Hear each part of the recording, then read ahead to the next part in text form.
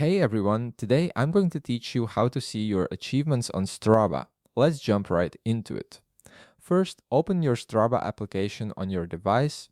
Once the app loads up, you'll land on the main screen where you can see your activity feed and navigation options at the top of the screen. Now, look towards the top of your screen where you'll find your profile icon. It's usually displayed as a small circular image or avatar. Go ahead and tap on this profile icon to access your personal profile page. This is where all your activity data, stats, and achievements are stored, so it's the central hub for tracking your progress. Once you're on your profile, take a look at the screen and you'll notice a graph labeled This Week.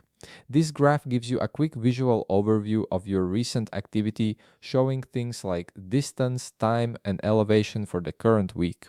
It's a helpful snapshot of how active you've been recently.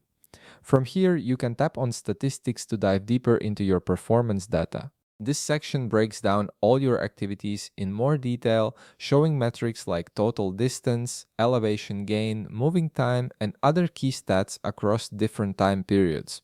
It's a great way to track your overall progress and see how you're improving over time. You can also tap on Best Efforts to view your top performances. This feature highlights your fastest times for specific segments or distances, like your quickest mile or fastest 5-kilometer run. It's really useful if you want to see where you've achieved your personal bests and identify areas where you're excelling. Now scroll down through your profile page and you'll come across a section called Trophy Case.